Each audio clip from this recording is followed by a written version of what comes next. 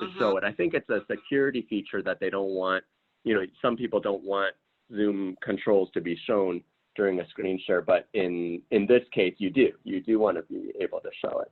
So right. I think it's a browser level setting, like when you use your set up your Zoom settings in the browser. Yeah. Okay, that would make sense, and you know they might kind of be keeping that just for proprietary purposes too, I suppose, because they have their own training sessions, and they, you know, so. All right, now I have 13 of 14. So my percents are going up, and I am going to go into advanced settings because I didn't have time to like go through everything physically last time. I think I did show settings, but maybe we could look at that actually, because that'll come up because I want to make sure everybody sort of sees where those settings are. And I know last time I did that pretty quickly. So a lot of people, looks like most people are confident with chat. Not many people are confident with polls. Whiteboard, fairly confident. Participation features, confident. Reactions, confident. Breakout rooms, I'm definitely going to cover that today. Screen share, most people are confident. And only a couple of people are not confident with anything. Linda, if that was the poll, I took it as soon as I signed in. It immediately popped. Yeah. So that's why I'm not putting it in there. Yeah, and I'm not sharing the poll yet because not everybody's taken it. So I have 14 out of 19. But as soon as I get almost everybody through with the poll, we'll be able to see. Linda? Yes. Dwayne was wondering if you can see who took the poll. No, I can't. And I'm not sure if that's possible. So just really quick on that, so you can set it so that the host can see who took the poll afterwards, or you can set it to anonymous to where the host can't see it. So after this is all done, if you didn't set it to anonymous, you could go through and see individual responses. But if you selected anonymous, then no, this one is anonymous, so everybody knows. Just so. okay. Thanks, Curtis, for clarifying that, because I've used polls not as a, you know, I've only used them as a ongoing assessment. I haven't used them to check specific students because I have so few students. We just talk about it afterwards. So, but if you had a larger class and you wanted to know, you know, where specific students are standing, that seems like that would be a really good idea. So, so we've got most people have taken the poll. So I'm just going to end the poll so we can I can share it with you so you guys can see. And I think the sharing box, if I hit share results, okay, I can see that, you know, chat, a lot of people want to use breakout rooms. So we'll certainly cover those today. I want to be sure to get through that. So now can everybody see the poll? Yes. Yes, right? Yes.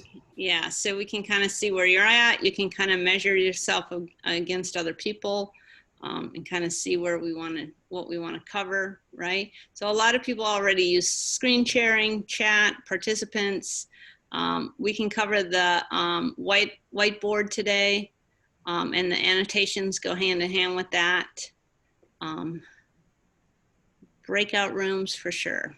Okay, so that's a poll. Okay, and I have an exit poll too, just so you guys get familiar with polls. Again, polls, you have to, you know, create the poll. You can create a poll on the fly if you want. It's way easier to preload them, and you can load more than one poll into your class. So that's what I would suggest doing, is to preload them. Now, tools across the bottom, I think everybody's fairly good at finding the tools. But I do want to go to screen share, and I just want to review again the settings in Zoom, just so everybody can kind of see. Now, usually when I share, you guys, when you hit share, you get a choice to share your desktop or the whiteboard, or any other window that you have pulled up.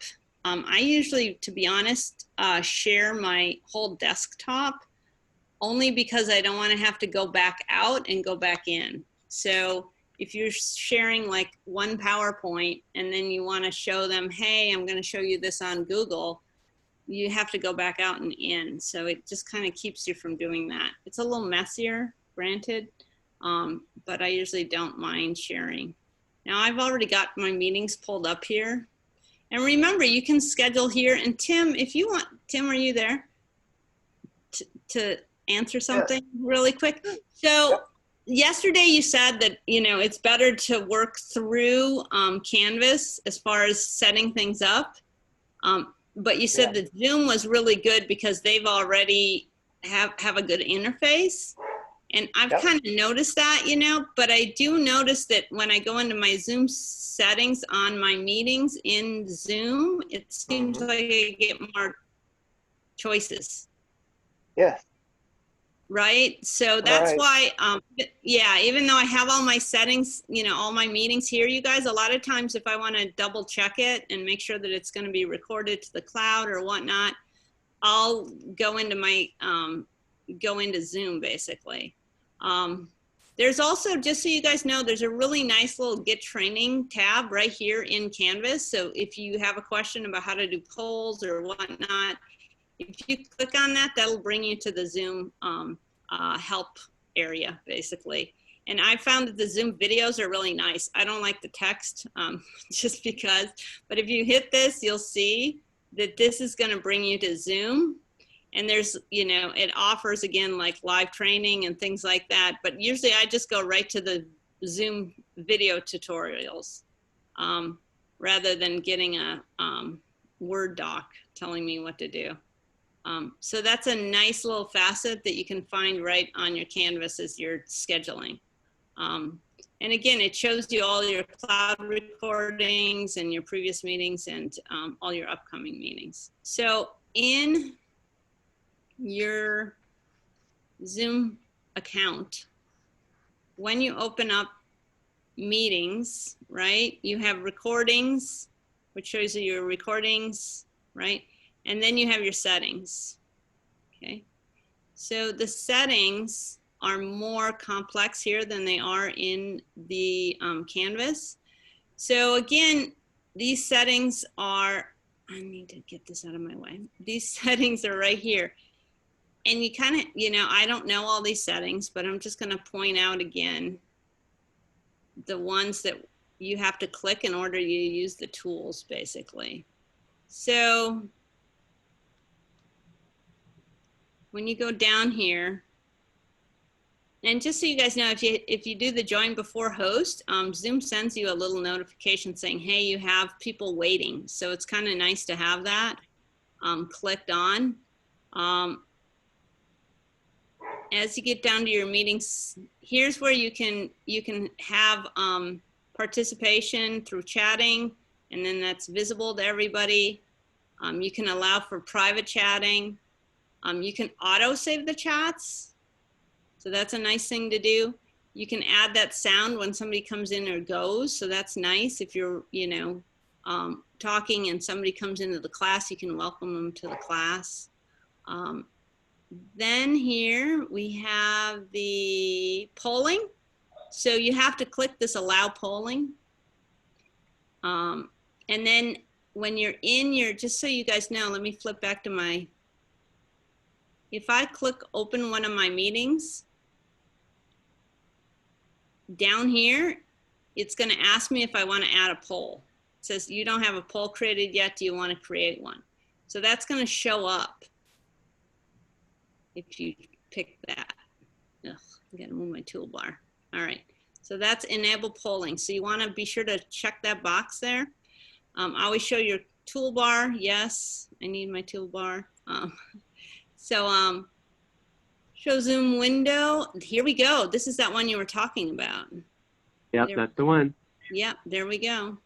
All right, it says please refresh. Something went wrong, but let's do that. I'm going to refresh my page on top of it and see if that works. That's cool. All right, perfect. All right. So we will do that.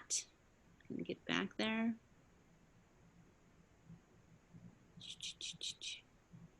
Meeting settings, where are we? Virtual background, breakout rooms.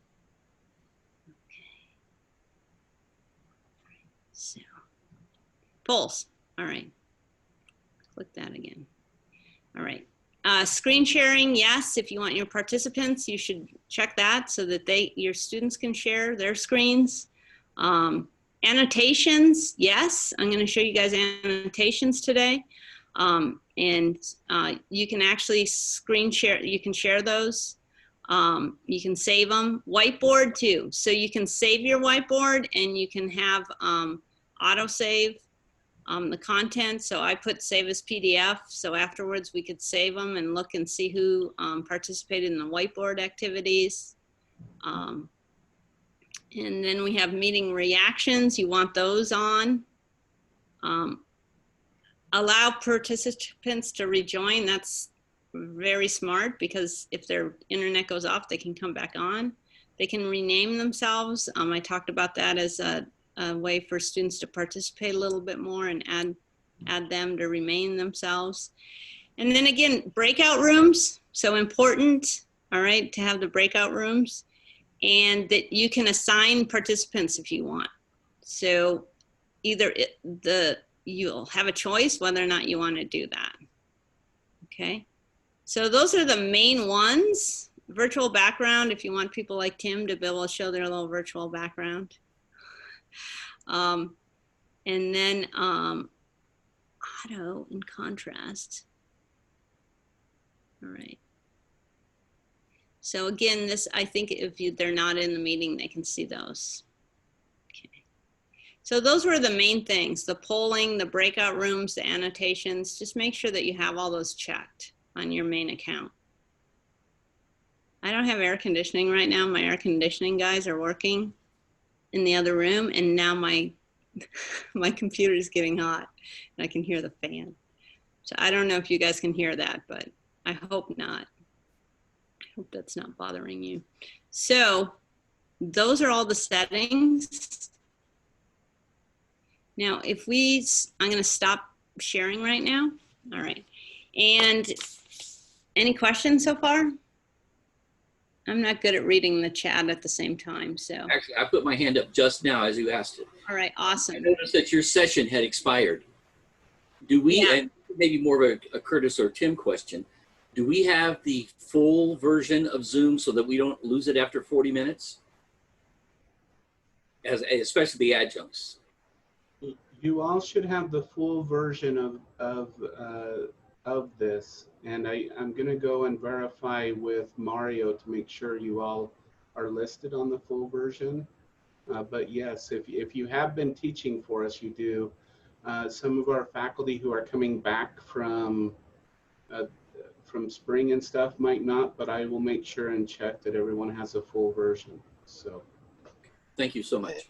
And technically, Tony, that's that's actually an education version, not the pro version, but it works the same. My concern was just losing them after 40 minutes. So if I can have them for an extended amount of time, that's what I'm looking for. Yes, sir. All right, good. Any other questions, you guys, so far? If anybody wants to put their hand up. I'm not good at reading the chat at the same time. So that gets a little much for me. Okay, so the toolbar. Would you like me to keep an eye on the chat? Yeah, thank you. The toolbar. So again, the toolbar at the bottom, if you have polling enabled, it should show polling, it should show your screen share, it should show your reactions. Just for participation, I usually open up that window off to the side. I usually have chat open up off the side when I have less students and I'm a little more familiar with my students. I can usually check both of those, not always. So I usually have those open to the side. And again, I can't really screen share that necessarily. I could take a screenshot and then I could probably share my screenshot with you guys. That's a way to do it. I'm kind of thinking on my feet here a little bit, but that's okay. So that's, you know, kind of the setup that works pretty good. And again, you know, as you guys work, you can probably figure out what works for you. I'm just going to share this screenshot with you guys so you can see. And really quick here. So does that show up? Let's see for you guys. So you can see. So that's how I usually have my participants and my chat off to the side. And that enables you to see all that. So I'm just going to stop that. There we go. All right. So now there was a question of how do you actually do the screenshot? oh, how do I do a screenshot? I think it's different on different people's computers. On a Mac, it's just Shift Command 4, and you can do a screenshot. So that's a Tim question because I only know my own computer. Tony, there's a couple of ways on a Windows machine. There's something called a clipping tool, snipping tool rather. If you just type that in that little bar on the lower left-hand side, you know, that search bar, it'll come right up, and then it'll tell you how to use it. That's the primary way. All right. Okay, I didn't ask the question, but I'm glad to know it too. Yeah. Oh, you bet. Okay, so now what I'm going to show you guys is the whiteboard, and I'm going to show you the annotation. So I'm going to screen share. So again, as you hit screen share, whiteboard is one of your choices. So if you pick whiteboard and I hit share, everybody should see a whiteboard, and then your participants should have a drop down. At the top, you should be able to hit annotate, and you should be able to get a drop down. And then what I want everybody to write on the whiteboard right now to see if you can do it, right? And you can pick a text or you can pick drawing, right? Write 2 words on the whiteboard describing what you think, how you think your preparation for fall is going. So just click on something and figure out how to write. Good. So as you write, it should just appear. And again, there's a way actually that I could get everybody's names to show up too. I haven't done that yet, but there is a tutorial on how to do that. So as you hit it in, just everybody try to write, see what you can do. Grab a tool, and if you're having trouble, just ask, like, right? I just see you writing. I can't do mine. This is Dwayne. So Dwayne, if you put your cursor towards the top of the screen, there should be a place where it says annotation. It should be a drop down control bar should come up. Mine isn't coming up either. No? It's under view options, annotate. Yes. Okay. Annotate. I got it. You got it? Mhm. Okay. Okay, Ike. Are you guys finding it? And then as the instructor, I can hit the eraser and erase things too. Good. Ask me later. Unfortunately, this is why I don't use it. My script is horrible. Right. Well, you can just type with the box, right? So.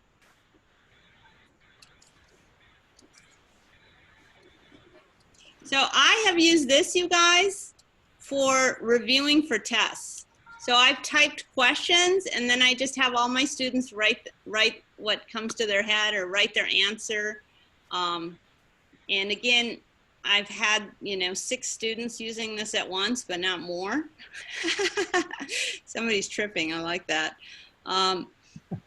So it's kind of fun. It's kind of interactive. And then you can talk about things as you write them.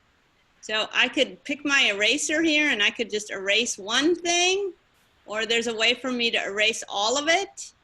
And I could also save it. So I could just hit the download over here. There's a save, and I, as the instructor, can save this. So I can save it. So that's how you can use your whiteboard. Okay.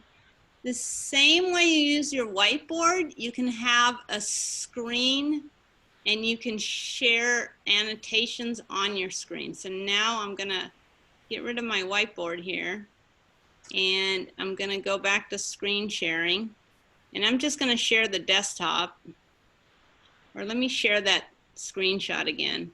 So I'm gonna share this, And here, you guys, I can hit my annotate button and I can take a drawing here and I can just say like, hey, look at that, right?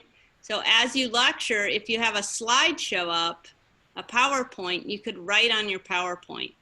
Now, if you clicked it that other people can write on and annotate as you go, people could point specific things out if they wanted to, right?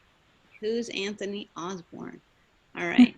So that's how you could have people maybe point things out to you, right? You could have some kind of interaction with your students on a PowerPoint if you wanted to. You could maybe even put questions on a PowerPoint and have people circle the right answer. That might be a fun sort of interactive thing. I think. So that's how you do annotations when you're screen sharing. So again, once your students become familiar with these tools, I've been introducing them sort of one at a time. And then the next time we're doing something, it just goes quicker and the students catch on pretty quick on how to do things. So the annotations and the whiteboard, like I said, we've used them just to review terms and things like that, just as something different to do and to get them a little involved. So screen sharing, again, you know, when your students are screen sharing, they should be able to screen share too. And if you're going to have them share later on in the semester, you might want to start with something really simple, like they could screen share a video off of YouTube or something like that. So that would just be a quick way to see if they can do it before the day that they actually have to present. So that's screen sharing. So any questions, you guys, about screen sharing or the whiteboard or annotation? I've got one on the whiteboard. Yes. Does it show up on a phone or a tablet? I'm sure it would do on a tablet, but what about a phone? Let's ask our person on the phone. It showed up. I was the one who wrote "Ask me later." It was a little bit awkward. I couldn't tell because the screen was pretty small. I felt like I was writing really big as a result, just because that's as small as I could write with my finger. So Okay. You'll have to tell me if it looked proportionally kind of unusually large. Right. I don't think it did. I No, saved okay. the screen too, so I can mail it. All right. So again, you can save that. You can mail it later. You could add it to your announcements and say, hey, if you missed classes of what we did today, you know, I usually send out an announcement to everybody after class is over and sort of give them a summary. So you could add something like that to it just to make it a little more personalized. So I think everybody's good with the screen sharing, annotation, and whiteboard. The next thing, you guys, is breakout rooms. So when you do a breakout room, you're going to have a choice. Uh-oh. You know what, Curtis? I don't see breakout rooms down here. Curtis, can you do the breakout rooms as the host? I'm a co-host, so I think I have to see. It's under the in-meeting, the advanced in-meeting settings if it was or was not enabled. I've noticed I've definitely been part of some Zoom meetings where it wasn't enabled at all. Yeah, I think Curtis is the host and I'm the co-host. So Look now, Linda. Look now. Yeah. You know what? I still don't have it down here. Okay. Okay. Yeah. I think. Sorry. What did you say? Make me the host again. Okay. I don't know how to do that. Go on my name and then where it says more. Oh, I see. Okay. Oh, okay. So make you the host? Yeah. All right. And then give me instructions on the breakout room. So on the breakout room, I wanted you just to, we have 23 people. So if you break it up into, let's see, 23 divided by 5 breakout rooms. 5, okay. 5. And I'll just have it do it automatically. Do it automatically, and then once you get it, so you guys, once you make a breakout room, everybody's going to get an invitation to join the breakout room. The host can come in and visit the breakout rooms, but as the host, you can also type instructions to all the breakout rooms. So the idea is usually I give the instructions verbally first, and then once I make the breakout rooms, I type the instructions in again because everybody forgets. So your instructions, you guys, for the breakout room, what I would like you to discuss is if you have any ideas on student interaction and how you would like to use interaction so far, the things that you've learned. So just discuss basically what we've learned in this session so far. And then appoint one person to write a couple of those things into the chat. So that's the instructions. So Curtis. And how many minutes do you want to bring them back in?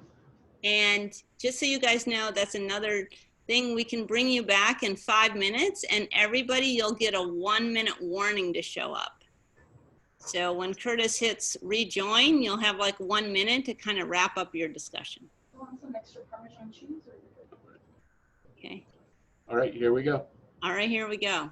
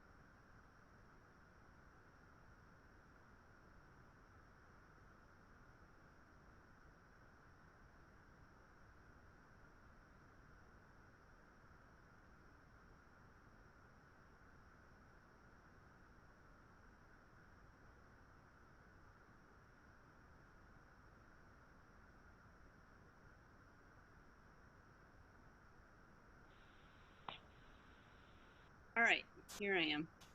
So then you could have everybody just type into the chat if you wanted to have them do that. Oh, So, they're all not all back, Linda. okay. Everybody's coming back. See, and I can't see that. There's 12 more. Okay. So just let me know. So Curtis is, because he's hosting this, he can see how many people are coming back. So those of you who are listening right now, as your students return to the main room, you can actually see. Okay, everyone's back. Now everybody's back. So again, when you're hosting the breakout rooms, you can go into, you have an option, you'll get a pop-up and it'll ask you if you want to join into the breakout room. So you can actually go and visit your students' breakout rooms, just like you could walk around the classroom if they were doing group work and check on them. So that's a really nice feature because that's what I use. So I've had my students, especially like share and pair, and then come back because like I said, I've got 6 students, so that works pretty good. And then come back and then we have a group discussion. But you can jump in and sometimes students can type into chat and say, hey, you know, can you join, right? So you can do that too. And then as they come back, you can, as Curtis noted, you can see, you know, that everybody's coming back. So then you could have everybody type in, right? Like, I'm going to use the whiteboard or whatever their answers are. Some people have students add to a document too afterwards. So you could do that. So you can have the groups report back either verbally or through some type of text mechanism. So the breakout rooms, you can also, I know, continue to assign your students to the same breakout room. So if you have a group project, it would be really useful, obviously. You can just pull up, you can have your students work in the group right there in the Zoom meeting. You can, you know, go in and discuss their group project with the groups. And you can have these breakout rooms last as long as you want. So you could actually have a breakout room that lasted for 30 minutes if they were working on a big project and you really wanted them to work. I have found that students are much more willing to share video and talk, and when I pop into their rooms or their, you know, when there's 2 of them together, they're usually chatting. It's usually a little bit more interactive for them. I think that the whole class environment, as it is for many of us like me, I don't like being on video. So I think that the students are the same way, and that they're a little bit more open with each other when they're in smaller groups. So the breakout rooms is a good way to get the students comfortable, I think, with video, and a really good way for Zoom to be more interactive, because the less people you have together, then you're not just a talking head like I am right now. So that's the breakout rooms. So I think we've pretty much covered the breakout rooms, but does anybody have any questions on the breakout rooms?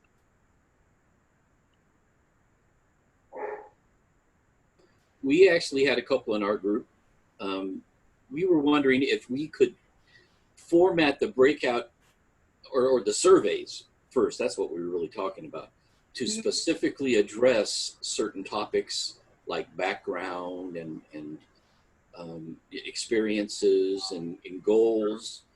I know that's not quite the breakout room, but that's where we discussed it, was in the breakout room. Right. So okay, thank you. Okay, so one of the limitations with the polls is that you can either choose, you have to type in the answers. So you can't have like an open-ended question in the polls. Is that what you meant? Yeah, kind of. If we already had a survey that we would normally give in our classroom, Mm-hmm. wanted to respond to it, and it could be anonymously. This is who our students were.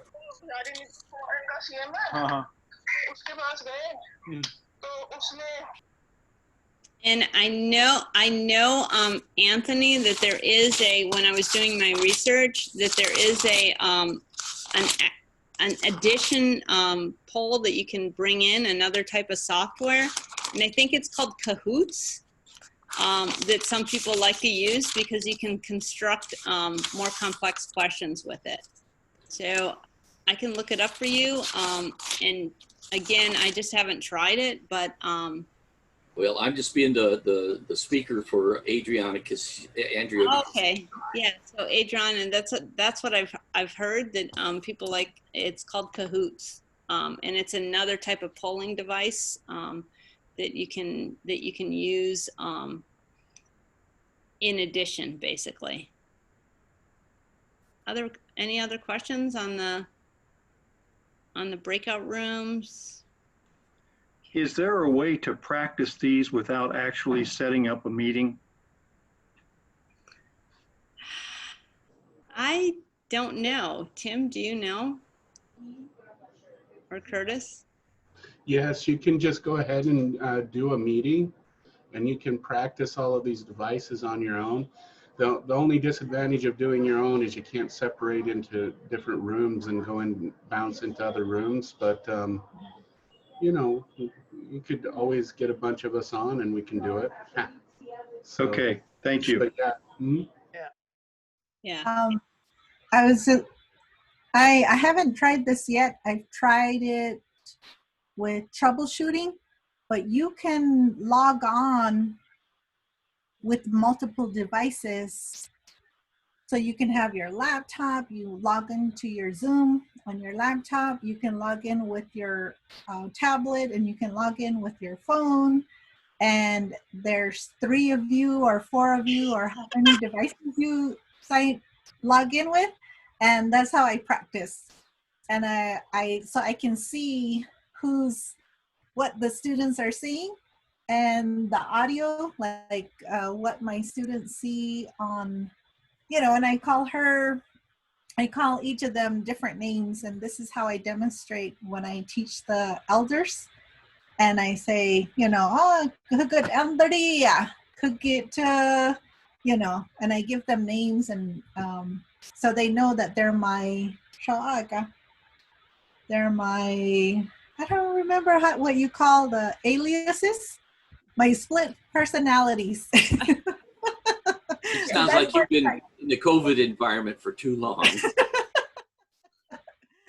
And I'm a avid learner, so and I like to know what my students are going through. So, but I haven't tried it with polls, so I'm gonna try that with polls and maybe try it that way. See what Andrea 1 and Andrea 2 and Andrea says about a particular topic. Oh my God. They'll probably work with each other. That's brilliant. I love that. And thankfully, Zoom doesn't limit multiple use logging in. Right. Yeah. That's brilliant. I love that you've done that. So, and Dawn, just so you know, with my class, every class, the first week or so, I was trying something new. So I literally just told them, hey, I made a poll today. Let's see what happens, right? So I was pretty forthright that I was, learning the program at the same time, and so we did some troubleshooting together, because I did have, participants not be able to find where the annotation bar was, and then we helped each other. So, like I said, I had 6 students. So maybe with a bigger class, that wouldn't be as good to do that, but just one tool at a time, and I've gotten through all the tools now. So That's a good idea. Thank you, Linda. Yeah. So, I think most of the students are, pretty patient with us, and we're patient with them. So that's good. Let's see. I think, I covered everything that I wanted to cover. I just didn't know how long if there was going to be a lot of questions. So I guess I left room here for a lot of questions. So I don't know if there's any other questions or any other questions that you want me to review. Okay. But just a, what do you say, what do you call it, observation, and that, I have a lot of topics, and I think that they're all in the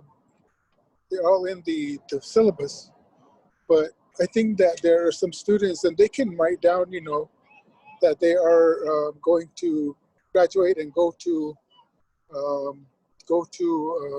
like a university, and they're going to major in this and major in this, but maybe their interests are somewhere else.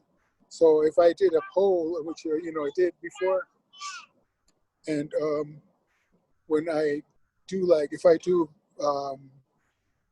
animals or birds, or and ask the students which one do you want to continue with first, and then they would say this one, because we could get to all of them, but after that poll it would show me like what they're interested in. So it'd be weird to find somebody that maybe has an interest in like education, but shows a lot of that they would rather talk about health or something. And so that's where I think the polls, we're used to polls for that, but it's just a gauge. And when you do that, it kind of gives the students, that we chose which one to start with of the list of things. We chose which one of those words and how to, to use them. So it's not like, well, he told us this is what we're going to do, but you kind of give them a, some ownership. And I just wanted to mention that. Yeah, I think that's a really good idea because, like you said, it gives them some ownership. Dwayne, you have your hand up? Yeah, I was thinking about, because I give out a handout too on the first day, asking questions like, are you planning on moving on to the university? Because I kind of stress the writing format for those students. And if they're going to audit, then, I'll let them know that I'm not going to be pushing them in that direction. But you said that the polls have to have an answer. Would that be something, I couldn't use that kind of format, right, for getting those answers from the students with a poll, correct? Right. Yeah, because you can't like have them fill in the blank. That's the downside of those polls. So, that's why that might not work for that. And I think in the chat, I saw somebody spelled cahoots with a C. I think that's how that add-on is. So you might be able to use something with that. Okay. And then you guys, so Linda, do you meet with students at the end? So yeah, somebody's asking if I have to schedule my Zoom session long enough to meet at the end. I think the Zoom automatically gives you like a little, leeway at the end of your meeting. But with the Zoom account that we all have now, you can make your meeting as long as you want.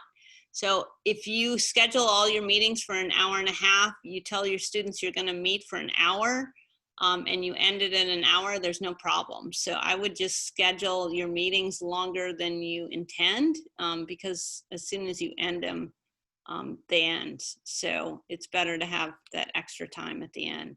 So yeah, I've been scheduling my meetings for an hour and 15 minutes, and on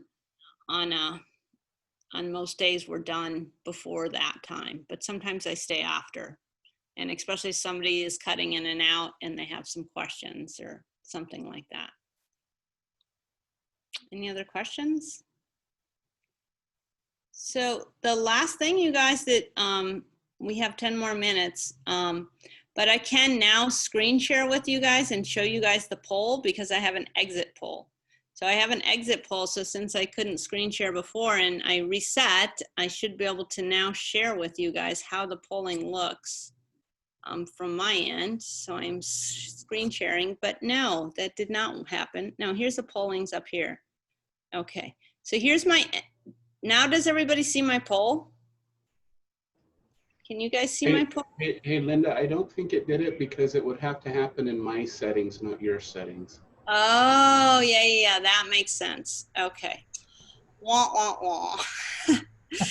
So co-hosting. I was so excited that I was going to screen share. So I did have you guys 2 polls. So what happens, when you got polls is you get a drop down at the top and it'll show you, poll 1, poll 2, poll 3. And again, you know, this is the longest poll I've ever done. I tend to do little short polls for my students just as an entrance and as a review thing. So now I'm gonna launch poll 2, so everybody is gonna be able to see the poll. And again, a lot of instructors I've noticed are advocating doing exit polls at the end. And if you wanna make sure that your students are not just turning on Zoom and then watching a video, it would be a way to do that. I'm trying to get my students to engage as much as possible during my meetings, but I know that an exit poll is a way that some people are using an attendance marker, basically.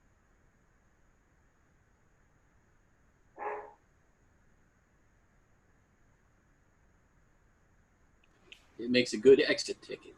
Right? Yeah.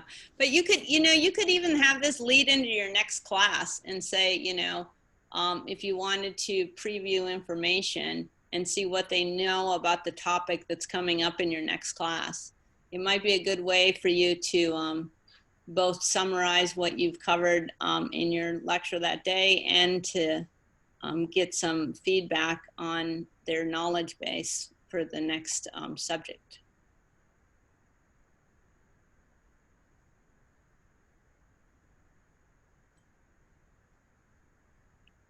And again, I can see the number of participation number that I've had. So I have 13, 14 out of 19. So it's kind of nice that you can track as you go. Kahoot.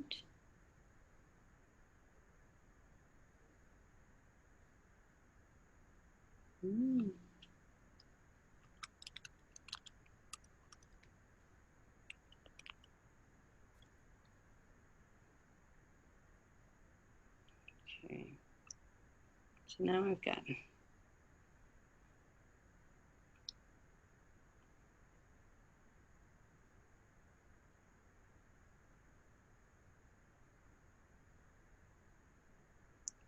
right. So I've got 15 out of 19 people participated in the poll. So at this point, I can share the poll. And again, 16. But again, as I end the poll, I have that choice, right? If I push end poll right now, it'll ask me if I want to share the results with the class. So I can hit share and then it'll share. So if you wanted to ask like a quick question just to get discussions going, right? How many people agree with this, or you know, what do you know about that? Anything like that, you could do that. So the polls are kind of fun. I think that they're a good way to do some in-class assessment. So, and that's it. And any last minute questions before we end our meeting today? We good? All right. So again, you guys, you know, I love that Andrea's like trying things out with herself, which works really good. The tutorials, like I said, the tutorials that Zoom offers on their own website are nice. There's a ton of tutorials on the internet, of course. And I'm always open to try my best and answer questions, but that's about it.